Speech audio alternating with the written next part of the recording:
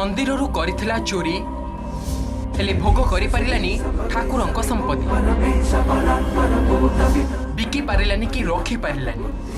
9 वर्ष धरी भोगिला नर्क जंत्रणा जोरीमाना सहित फेराई देला ठाकुरंक गहना चोर एई जन्म रे भोगिला कर्मफल भाबिथिला मंदिररू चोरी करी पार होई जिवो हेले 9 वर्ष धरी हंतसंत होई गला शेषरे प्रायश्चित करबाकू चोरी करितबा गहना सह जोरीमाना दक्षिणा मध्य रखी देई गला चोर सही समय 2014 मसीह जो राधाकृष्ण बह होता यज्ञ मंडप रूपा मुकुट रूपा छता आउ कि रूपा अलंकार प्रभु पिंधा होता ता भितर आमर पूजक जे कैलाश चंद्र पंडा सेपट मंदिर को जाइछंती ता भितर आसा भितर एपटे प्रभुंकर रूपा अलंकार कहीं ना सब चोरी जाइछि। दर्शक बंधु एभली एक अलौकिक घटना घटी खोद राजधानी उपकंठ धौली अंचल शास्त्र रे अछि देवस्व राजस्व एवं ब्रह्मस्व खाई केही हेले हजम करि पारंती नाही ए कथा एबे सत प्रमाणित होईछि। धौली थाना अंतर्गत गोपीनाथपुर गोपीनाथ देव मंदिर 2014 रे ठाकुरंक समस्त अलंकार चोरी होई जाइथिला एने थाना रे मध्य एतला दिया जाइथिला हेले पुलिस ना गाँ लोके केही हेले चोर को खोजी पारिलेनी कि चोरी गहना बाबद रे खबर पाइलेनी समस्ते छाड़ीदेले सही गोपीनाथ देवंक उपरे हेले दीर्घ 9 वर्ष परे घटिला एही अलौकिक घटना चोर खोद आसी चोरी अलंकार फेराई देछि। जो 2009 जो गला 14 जिनस गला 2023 जिनस से जिनस आणिक से जो देवबाबू आमर गाँव मुरबी से वर्ष से बुझे से डायरेक्ट मत देवाक आइलानी कि मत देनी मत देते मुझे केस करी कि कौन कर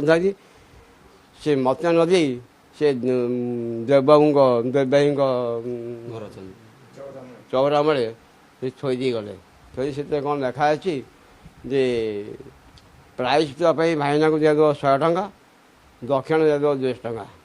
आ भाईना देव तुम राधाकृष्ण जिन तुम राधाकृष्ण देवी हम बहुत पनिशमेंट पाई आउ ठाकुर विशेष प्रकार महिमा आउ मोर बहुत क्षतिग्रस्त हो संभाल पाइनी फेर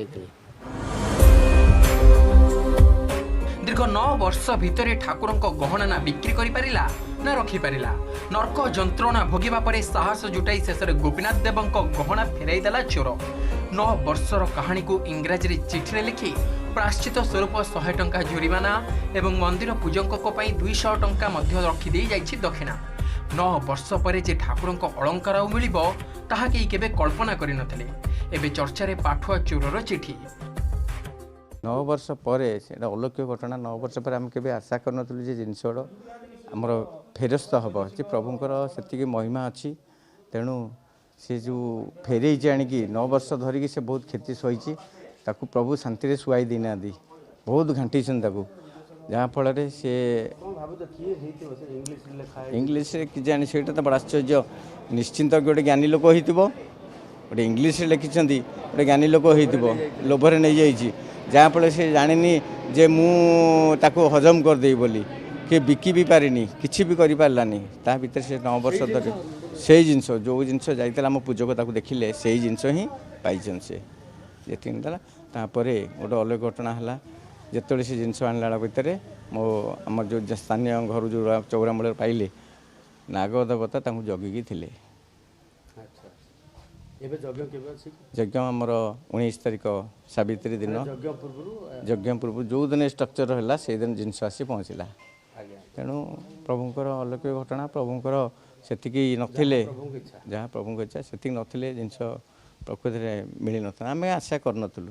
जहाँ आम पूजक कैलाश पंडा जी बहुत खुशी हो गले ग्रामवासी वृंद भी बहुत खुशी जहाँ प्रभु जिनस मिलगला भविष्य में कौन सी लोक एभलिया साहस करेनि ठाकुर जिनस नापी प्रमाण देखईदे प्रभु गोटे मो जिनस को हाथ कहीं मारबनी। गोपीनाथपुर में प्रत्येक वर्ष सावित्री अमावास्या यज्ञ अनुष्ठित हुए ए वर्ष यज्ञ मात्र किछि दान बाकी अछि ठीक यही समय ठाकुर अलंकार एपरी फेरी आसवा समस्त को आश्चर्य और चकित करिछि। ଏଇଥିପାଇଁ ଯେ ସ୍ୱୟଂ ଭଗବାନ ହିଁ ତାଙ୍କର ଚୋରି ହେଇଥିବା ସମସ୍ତ ସୁନା ଗହଣା ଫେରାଇ ଆଣିଛନ୍ତି ଏବଂ ଚୋର ସ୍ୱୀକାର କରିଛି ଯେ 9 ବର୍ଷ ଧରି ଇଏ ଗହଣା ଚୋରି କରିବା ପରେ ଅବସ୍ଥା କ'ଣ ହେଇଥିଲା। ୟାକୁ ନେଇକି ଗାଁରେ ବର୍ତ୍ତମାନ ଚର୍ଚ୍ଚା ପାଲଟିଛି, ଆଖପାଖରେ ଚର୍ଚ୍ଚା ପାଲଟିଛି ଯେ ସ୍ୱୟଂ ଗୋପୀନାଥ ଦେବ ତାଙ୍କୁ ଏ ଚୋରଙ୍କୁ ଏମିତି ଭାବେ ପନିଶମେଣ୍ଟ ଦେଇଛନ୍ତି 9 ବର୍ଷ ଧରି ସନ୍ତୁଳି ହେଉଥିଲେ। ତେଣୁ ଏଥିରୁ ଗୋଟିଏ କଥା ସମସ୍ତଙ୍କର ଆଉ ଥରେ ବିଶ୍ୱାସ ଜନ୍ମିଛି ଯେ ଗୋପୀନାଥ ଦେବଙ୍କ ଇଏ ମନ୍ଦିର ଏବଂ ଗୋପୀନାଥ ଦେବଙ୍କର ମହିମା ହେଉଛି ସବୁଠୁ ଅପାର। ଭୁବନେଶ୍ୱର କ୍ୟାମେରା ପର୍ସନ ପଙ୍କଜଙ୍କ ସହ ଚନ୍ଦନ ପାଇକରାୟ, OTV।